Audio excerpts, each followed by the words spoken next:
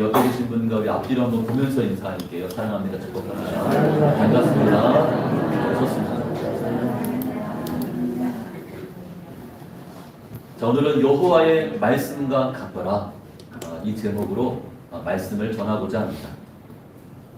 여러분, 하나님은 계속해서 저희에게 말씀하시고, 그리고 하나님은 계속해서 그 말씀을 이루어 주십니다. 자, 믿으십니까? 세상의 그 어떤 권세도, 또 사람의 고집, 또한 세월의 흐름도 하나님의 말씀을 꺾을 수가 없습니다. 하나님의 말씀을 가로막을 수가 없습니다. 여러분, 저희는 지나온 날들을 돌아올 때마다 어떤 고백을 하게 됩니까? 자, 이런 고백을 하게 됩니다. 하나님께서 나에게 말씀하셨고, 하나님께서 그 말씀대로 인도하셨습니다. 또 결국 하나님께서 그 말씀대로 이루어 주셨습니다. 라는 고백을 하게 되는 것이죠. 이 같은 고백은 믿음의 사람들이 인생을 사는 동안 직접 경험했던 신실하신 하나님 말씀에 대한 산 증언이자 간증이라고 말할 수 있습니다. 믿음을 가진 모든 성도들이 다 여기에 해당이 됩니다.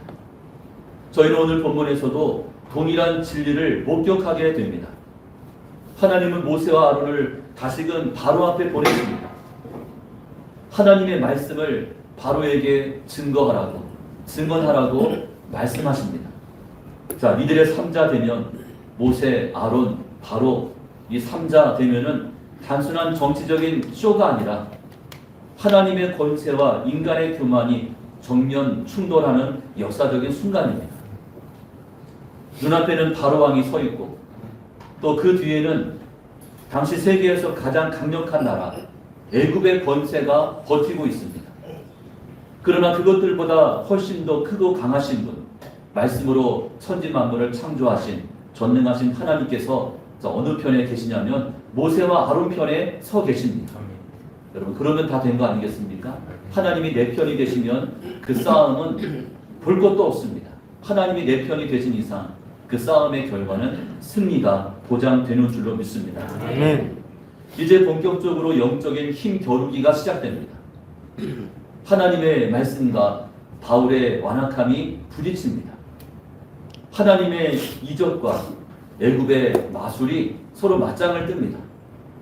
저희는 그 대결 한복판에서 하나님의 계획, 또 하나님의 능력, 그리고 하나님의 말씀의 신실함을 깊이 목도할 수가 있습니다.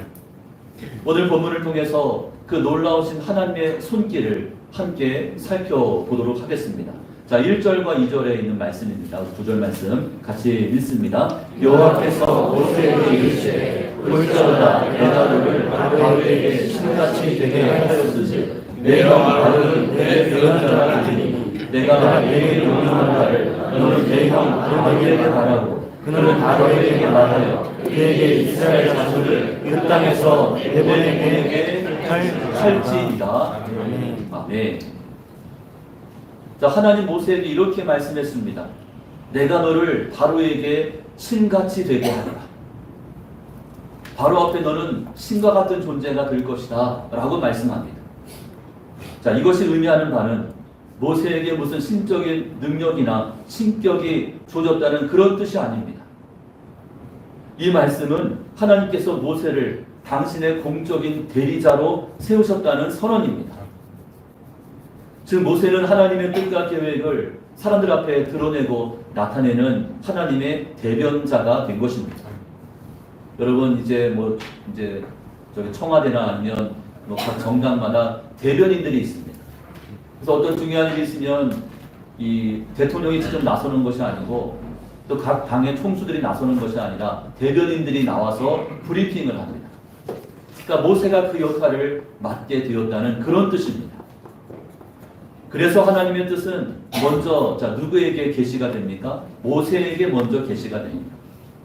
그리고 그 계시된 말씀은 모세를 통해서 아론에게 전해주고 아론은 그 말씀을 한치의 오차도 없이 누구에게 선포합니까? 바로에게 선포합니다. 모세에게 말씀이 주어지고 모세는 그 말씀을 아론에게 전달을 하고 아론은 그 말씀 가지고 바로에게 선포하는 그런 모양새입니다. 여기서 저희는 하나님께서 일하시는 방식을 분명하게 보게 됩니다. 그래서 어떻게 하나님 일하십니까? 하나님은 말씀을 통해서 일하십니다. 자, 하나님은 그 말씀 앞에 순종하는 사람들을 통해서 당신의 뜻을 이루시고 당신의 계획을 완성해 가신다는 사실입니다. 사랑하는 여러분, 저희는 먼저 모세가 어떤 사람이었는지를 기억해야 합니다. 자, 모세가 어떤 사람이었습니까? 그는 결코 완벽한 사람이 아니었습니다. 그의 인생도 하자가 많은 그런 인생이었습니다. 자, 모세는 충동적으로 사람을 죽였습니다. 자신의 혈기를 이기지 못한 채 살인을 저질렀습니다. 자, 그 결과 애굽을 떠나야 했죠. 미디안 광야에서 40년의 세월을 도망자의 신세로, 도망자의 모습으로 지나야 했습니다. 자, 광야에서 그가 했던 일은 무엇입니까? 양을 치는 목동의 일을 했습니다. 40년 동안 왕궁에서 엘리트 교육을 받았던 그 모세가 지금은 40년이나 이 광야에서 양을 치는 그런 신세가 되었습니다. 자, 85세 나이가 되었을 때 하나님이 모세를 찾아갑니다. 모세를 부르셨습니다. 네가 나를 위해서 애굽에서 종살이하고 있는 나의 백성들을 건져내야 되겠다. 모세를 불러주셨죠. 자, 그때 모세는 하나님의 그런 부르심 앞에 주저하며 망설이고 결국은 거절을 합니다. 자, 뭐라고 변명을 했습니까? 나는 말이 어눌합니다. 입이 뻣뻣합니다. 말주변이 없습니다. 그러하오니 저 말고 다른 사람을 보내시옵소서. 하나님의 부르심을 거절합니다. 자, 하지만 누구의 고집이 모세의 고집보다 훨씬 더 강했습니까? 하나님의 고집은 이거는 우리의 상상을 뛰어넘습니다. 하나님이 한번 지목하면 하나님은 될 때까지 기다리시고 또 끌어당기십니다. 하나님은 모세가 순종할 때까지 기다리셨습니다. 결국에는 모세를 온전한 자, 또 모세를 하나님의 말씀을 전하는 자, 충성된 사명자로 세워주신 줄로 믿습니다. 자, 여기서 저희는 한 가지 중요한 원칙을 발견하게 됩니다. 여러분, 하나님은 완벽한 사람을 부르신 것이 아닙니다. 하자가 있는 인생 가운데 여러 가지 어려움을 겪었던, 또 남들 앞에 내세울 것이 없는 그런 사람을 부르신 것을 알 수가 있습니다. 영화 속에 나오는 무슨 배트맨이나 아니면 슈퍼맨 같은 실력과 능력이 출중한 그런 사람을 찾고 계신 것이 아닙니다. 하나님은 지금도 찾고 있는, 하나님이 지금도 기다리고 있는 그 사람은 단 하나, 바로 순종의 사람인 줄로 믿습니다. 순종할 수만 있다면 얼마든지 주님의 일을 감당할 수가 있다는 것이죠. 여러분, 6명의 주일학교 교사들 무슨 교육학을 전공한 것도 아니고, 그렇다고 해서 무슨 신학교를 졸업한 것도 아니고, 남들보다 말주변이 좋은 것도 아니고, 단지 그분들이 주일학교 교사를 할 수 있는 까닭은 순종의 마음을 가졌기 때문입니다. 여러분, 순종하면 얼마든지 주님의 일을 감당할 수 있는 것입니다. 여러분, 하나님은 우리의 과거가 어떠했는지를 문제 삼지 않습니다. 여러분, 과거를 털어보면 문제 없는 사람이 어디 있겠습니까? 그러니까 과거를 묻지 마세요, 그러지 않습니까? 그러니까 저도 여러분의 과거를 묻지 않습니다. 알고 싶지도 않습니다. 말주변이 있든 없든, 은사와 재능이 나에게 있든 없든, 또 세상에서 가방끈이 길든 짧든 이 모든 조건은 문제가 되지 않습니다. 왜냐하면 하나님이 함께 하시면 그가 누구든지 간에 하나님의 일을 감당할 수 있기 때문이죠. 하나님이 함께 하시면 누구든 할 수 있는 일들입니다. 하나님은 부르신 자들에게 능력을 주시고, 하나님은 부르신 자들에게 지혜와 은사도 허락하셔서 그 맡은 일을 감당케 하십니다. 모세는 하나님의 말씀을 받아 아론에게 전하고, 아론은 그 말씀을 가감없이 바로에게 선포했습니다. 자, 이 과정에서 인간적인 해석이나 어떤 보충 설명은 전혀 필요치 않습니다. 하나님의 말씀에다가 무엇인가를 보탤 필요가 없습니다. 그저 그 말씀을 받아서 그 말씀 그대로를 전하면 되는 것입니다. 여러분, 하나님의 말씀이 그대로 선포될 때 거기서부터 새로운 역사가 시작됩니다. 왜냐하면 말씀에는 생명이 있죠. 왜냐하면 그 말씀에는 능력이 있고 말씀에는 권세가 있기 때문에 그 말씀을 전하며 선포하면서부터는 놀라운 일이 벌어집니다. 사랑하는 우리 영진의 성도 여러분, 말씀의 권세와 능력 그때나 지금이나 변함이 없다는 사실입니다. 하나님께서 세상을 변화시키시는 방식이 무엇입니까? 하나님은 지금도 약속의 말씀을 붙잡고 있는 사람, 그 사람을 통해서 일하십니다. 그 말씀 앞에 순종하는 사람을 통해서 세상을 변화시킵니다. 하나님의 뜻을 이루어 가시는 줄로 믿습니다. 아멘. 여러분, 저희 교회 가운데 가장 필요한 일꾼은 누구냐면 순종의 사람입니다. 아멘. 왜냐하면 순종하면 하나님의 뜻이 그 순종을 통해서 나타날 것이기 때문입니다. 아멘. 자, 그렇다면 오늘 이 시대, 이 땅에서 하나님의 말씀을 붙들고 그 사명을 감당해야 할 그 사람은 자 누굽니까? 바로 저와 여러분입니다. 아멘. 하나님, 한 목사님 저는 아닌 것 같습니다. 저 말고 옆에 있는 우리 권사님, 옆에 있는 우리 집사님이 그 일을 하시면 되지 저는 아닙니다. 속으로 그렇게 말씀하실 분들이 계실런지 모르겠어요. 그렇지가 않습니다. 바로 여러분을 통해서 하나님은 함께 그 일들을 완성해 가기를 원하신다는 거죠. 하나님은 저희를 말씀의 전달자로 세우셨습니다.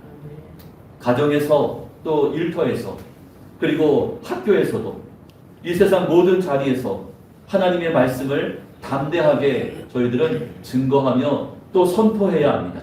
아멘. 그러할 때 사람의 심령을 살릴 수가 있고 그리고 세상을 변화시키는 그 선한 일에 저희가 동참할 수가 있다는 사실입니다. 아멘. 자, 본문 3절과 4절에서 하나님 이렇게 말씀합니다. 우리 3절과 4절 말씀입니다. 같이 읽습니다. 내가 바로의 마음을 완악하게 하고 내 표정과 내 목적을 내 땅에서 많이 행할 것이다. 바로가 너희의 말을 듣지 아니할 뿐이지 내가 내 손을 애굽에 뻗쳐 여러 큰 심판을 내리고 내 군대 내 백성 이스라엘 자손을 그 땅에서 인도하여 될 것이다. 아멘. 자, 바로가 너희 말을 들을 것이라고 했습니까? 듣지 않을 것이라고 했습니까? 듣지 않을 것이라고 이미 말씀을 하셨습니다. 내가 내 손을 애굽에 뻗쳐 여러 큰 심판을 내린 다음에야 그 다음에야 너희를 보낼 것이라 말씀하고 있죠. 자, 그 심판이라는 것은 열 가지의 재앙을 의미하고 있습니다. 그러니 아직까지 지금 첫 번째 재앙도 임하지 않았는데 지금 내보내줄 턱이 없죠. 자, 이 말씀을 접할 때 저희가 쉽게 오해하는 부분이 있습니다. 자, 왜 하나님께서 바로의 마음을 완악하게 하셨을까? 우리 3절에 그렇게 나와 있지 않습니까? 자, 이 질문은 마치 하나님이 사람의 의지를 억압하고 인위적으로 악하게 만드신 것처럼 그렇게 느껴질 수 있습니다. 하나님께서 바로의 마음을 완악하게 하셨구나, 그렇게 받아들일 수 있습니다. 자, 그러나 본문이 말하고자 하는 핵심은 전혀 그런 내용이 아닙니다. 완악하게 한다는 이 말의 뜻이 무엇입니까? 고집스럽고 교만한 바로의 마음을 하나님께서 그대로 내버려 두셨다라는 뜻입니다. 바로가 자신의 자유의지를 가지고 이 같은 결정을 하고 있는데 하나님은 그런 결정에 간섭하지 아니하셨다라는 의미입니다. 여러분, 바로는 처음부터 겸손과 순종과는 거리가 먼 사람이었습니다. 하나님의 말씀을 무시했습니다. 자신의 권력과 자존심을 내려놓지 않기로 그가 스스로 선택을 했습니다. 하나님은 그런 그의 마음을 굳이 억지로 바꾸지 않으셨다는 거죠. 하지만 더 깊이 들여다보게 되면 그의 완고함조차도 하나님의 주권 아래에서 사용되고 있음을 나중에서는 저희가 알 수가 있는 것입니다. 여러분, 하나님께서는 그 어떤 경우에도 악을 조장하거나 또는 죄를 승인하시지 않는다는 사실을 저희는 기억해야 합니다. 그러나 하나님은 바로의 그 악한 의지마저도 더 큰 뜻을 이루시기 위한 하나님의 도구로 사용하셨습니다.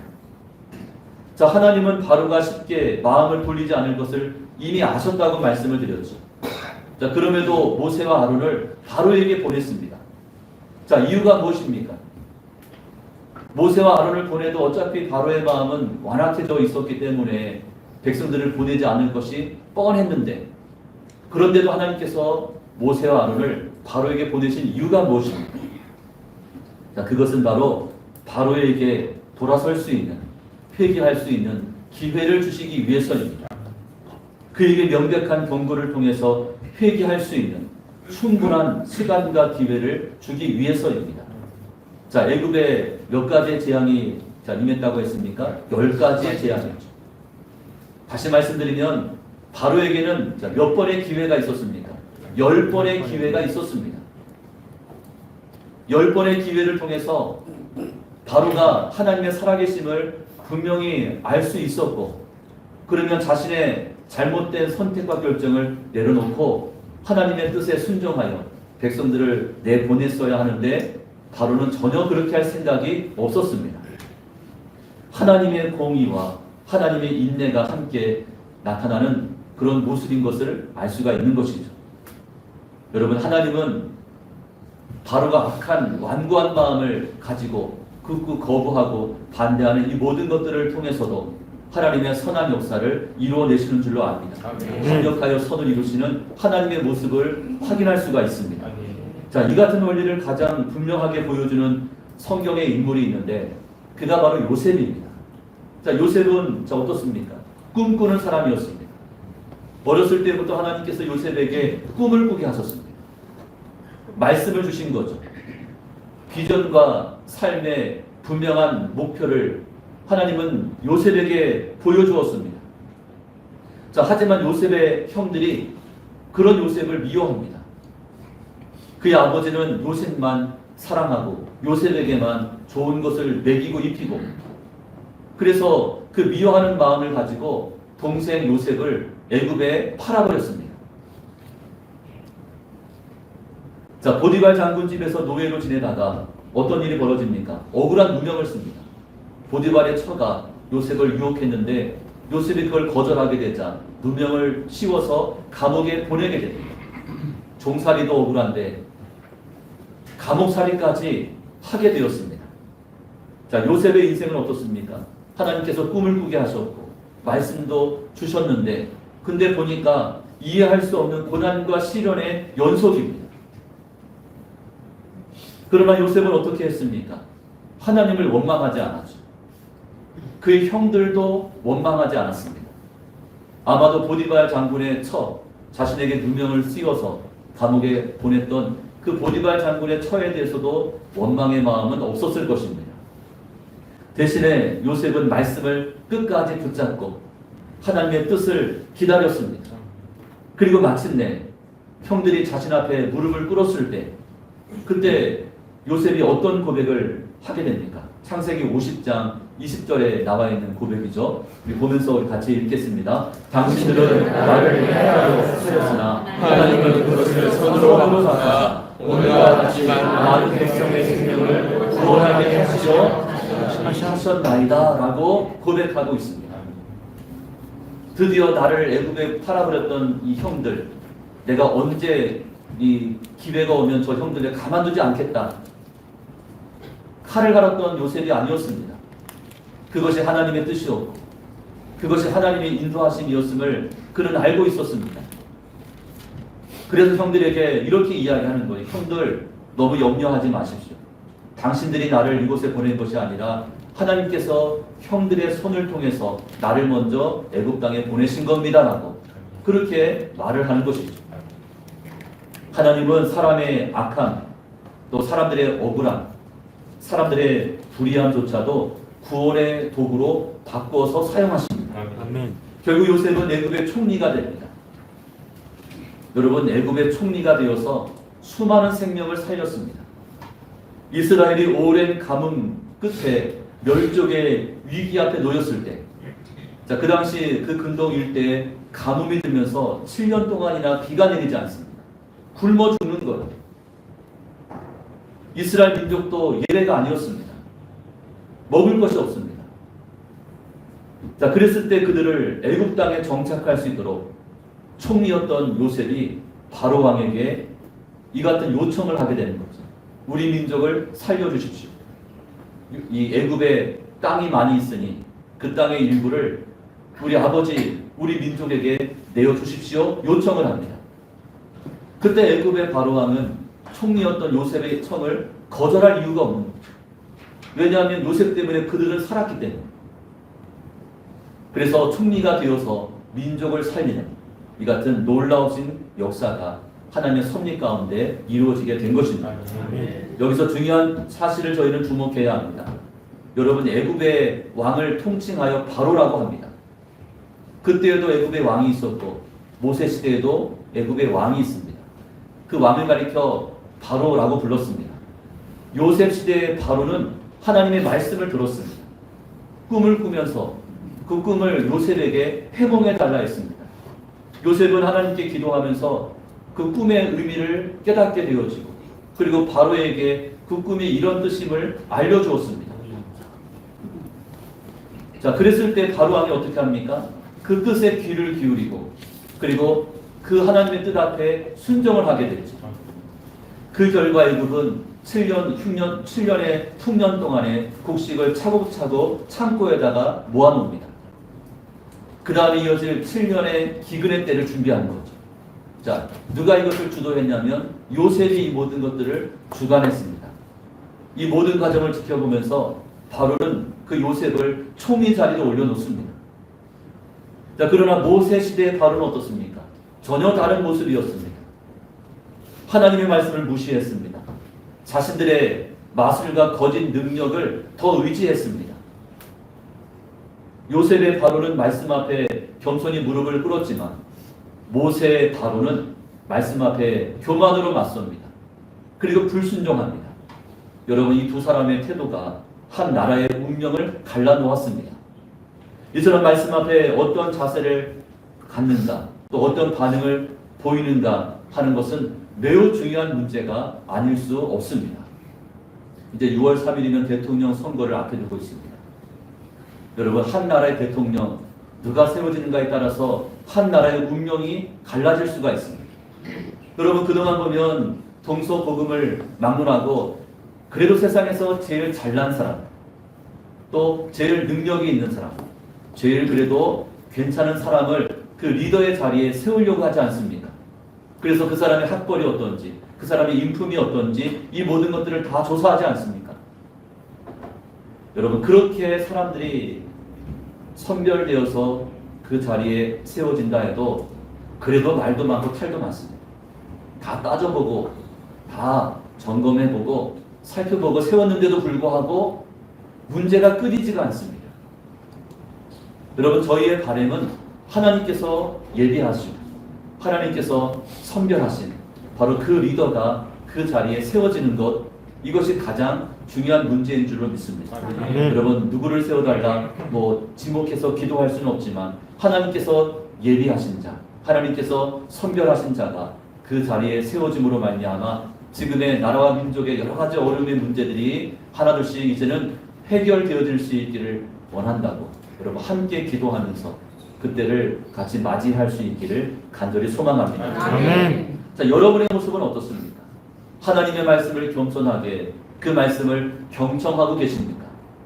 아니면 내 생각을 가지고 또 내 잣대를 가지고 하나님의 말씀을 밀쳐내고 있지는 않습니까? 하나님, 그 말씀은 아닌 것 같습니다. 그 말씀은 나에게 필요 없는 것 같습니다. 왜 나에게 그런 말씀을 하십니까? 라고 하면서 그 말씀을 받지 않고 있는 그런 모습은 아닙니다. 이제 모세와 아론은 다시금 비장한 마음으로 바로 앞에 섰습니다. 10절 말씀에 이렇게 기록합니다.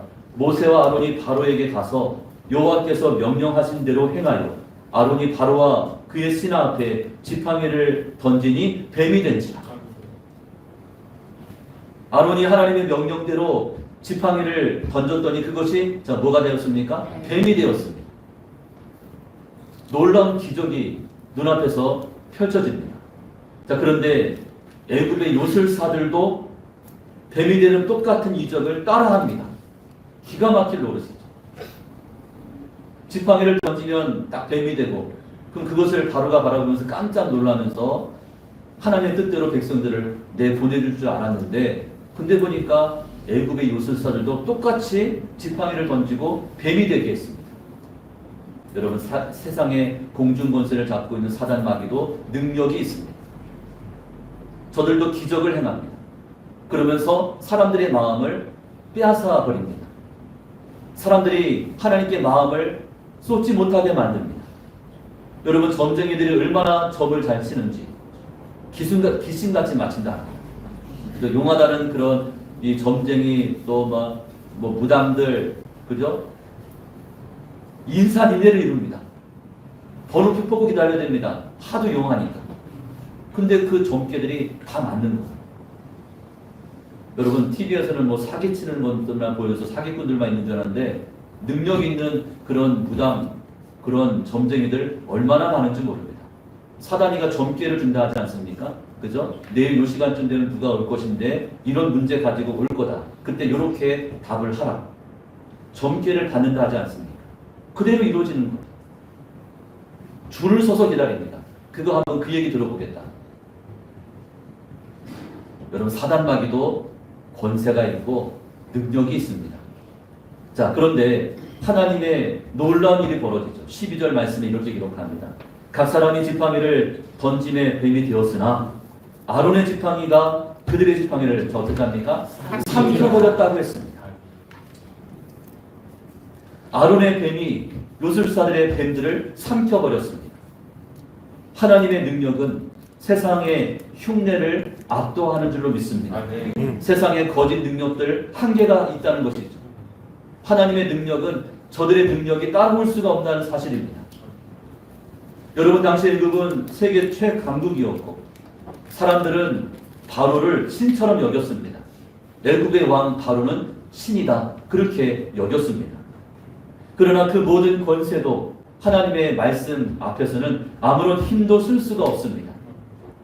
지금도 저희는 세상의 권세, 또 세상의 가치관, 또 왜곡된 이념과 사상에 부딪히면서 살고 있습니다.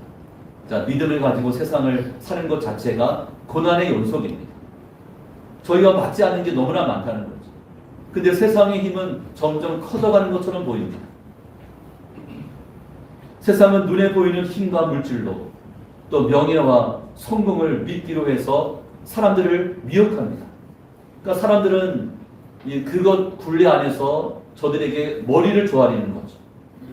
힘과 물질 앞에 머리를 조아립니다.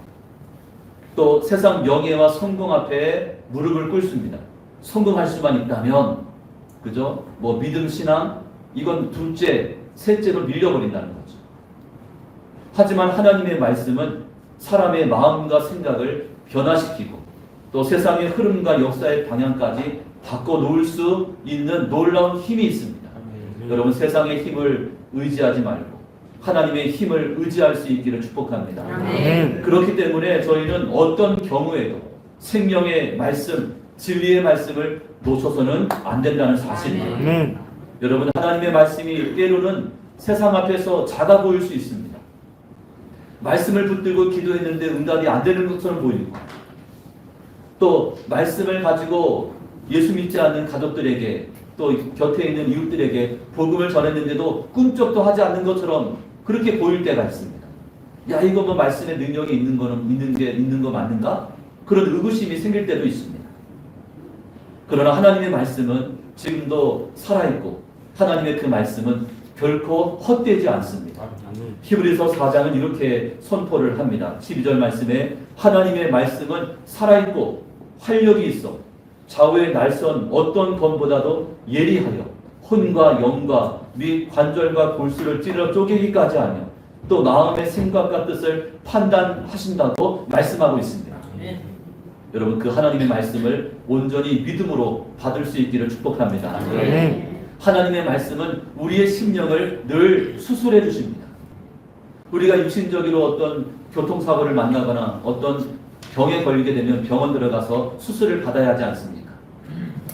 마찬가지로 영적인 부분들은 하나님의 말씀이 우리를 고쳐내시고 그 말씀이 우리에게 양약이 되어서 우리를 수술해 주신다는 사실이죠. 여러분, 말씀을 믿고 말씀대로 살아가야 합니다. 하나님은 지금도 그 말씀을 통해서 일하시고 우리의 가정과 우리의 삶의 터전과 또 교회와 이 세상을 말씀으로 변화시켜 가시는 줄로 믿습니다. 자, 오늘 본문은 이렇게 결론을 내립니다. 13절 말씀에 그 결론의 말씀이 나와 있죠. 우리 13절이요. 같이 읽습니다. 그러나 바로의 마음이 완악하여 그들의 말을 듣지 아니하니 여호와의 말씀과 같더라. 아멘. 하나님께서 이미 말씀하신 대로 바로의 마음은 완악하였고 하나님께서 이미 말씀하신 대로 바로는 모세와 아론의 말을 듣지 않았습니다. 그러면서 성경은 뭐라고 결론을 내립니까? 여호와의 말씀과 같더라. 이렇게 결론을 내리고 있습니다. 여러분, 하나님의 말씀의 위대함이 여기에 있는 것이죠. 하나님께서 말씀하신 대로 바로는 하나님의 요청을 거절하였고 이스라엘 백성들을 끝까지 붙잡고 있었습니다. 그런데 그것조차도 하나님의 말씀이 이루어진 것이라고 성경은 말씀하고 있는 것입니다. 여러분, 말씀은 사람들 반응에 따라서 흔들리지 않습니다. 누가 듣든 듣지 않든 하나님의 말씀은 반드시 이루어집니다. 하나님의 말씀은 결코 실패함이 없습니다. 아멘. 왜냐하면 말씀의 능력은 사람에게 달려있는 것이 아니라 하나님 손에 달려있기 때문입니다. 아멘. 그러므로 눈앞의 현실이 아무리 완악해 보이고 또 답답해 보이고 여러분, 그런 일들이 눈앞에 펼쳐진다 할지라도 저희는 하나님의 말씀만 의지해야 합니다. 결국 말씀대로 하나님의 계획대로 이루어지는 줄로 믿으시기를 바랍니다. 아멘. 이제 말씀을 맺습니다. 사랑하는 우리 성도 여러분, 하나님의 말씀 반드시 이루어집니다. 아멘. 하나님은 지금도 저와 여러분에게 계속해서 말씀하고 계십니다. 그 말씀에 순종하는 사람을 통해서 하나님은 일하십니다. 그러므로 우리 교회 가운데에도 어떤 사람이 필요하다고 했습니까? 말씀의 사람, 순종의 사람이 우리 가운데 필요한 것이죠. 아멘. 모세처럼 연약한다 할지라도 하나님의 부르심 앞에 결국 예라고 대답하면서 주님 앞에 나오는 순간, 그 순간부터 하나님의 역사가 시작이 됩니다. 아멘. 여러분의 가정의 문제, 또 일터의 문제, 또 교회의 문제도 마찬가지죠. 저희가 순종하기 시작하면서부터 그때부터 하나님께서 응답해 가시는 줄로 믿습니다. 아멘. 저희가 지금 서 있는 이 자리는 나의 가정, 또 나의 일터, 그리고 이 교회 저 세상은 하나님의 말씀이 이루어지는 거룩한 삶의 현장이라고 했습니다. 그래서 하나님은 저와 여러분을 그 말씀의 전달자로 불러주셨고 세워주셨습니다. 저희에게 말씀을 부탁하셨다고 했습니다. 여러분, 하나님의 말씀이 생명이고 하나님의 말씀이 진리인 줄로 믿으십니까? 아멘. 아멘이죠. 그렇다면 저희는 그 말씀을 믿어야 하고 또 그 말씀 앞에 순종해야 합니다. 그때 하나님의 뜻이 여러분의 삶의 현장에서 이루어지게 될 것입니다. 아멘. 말씀 앞에 순종하지 않으면서 언제 하나님을 응답해 달라고 내달릴 수 있겠습니까? 말씀을 붙잡고 말씀 앞에 순종할 때 그때 우리 인생의 문제는 하나 둘씩 하나님의 뜻 가운데에서 해결되어지고 응답이 될 것입니다. 여러분, 이번 한 주간도 이런 고백을 하면서 시작을 하면 좋겠습니다. 한번 따라해 보실까요? 여호와의 말씀과 같더라. 할렐루야. 아멘. 이처럼 하나님의 말씀이 여러분의 삶 속에서 그대로 이루어지고 또 그대로 응답이 되는 그런 한 주간의 삶이 되시기를 주님의 이름으로 축원합니다. 아멘.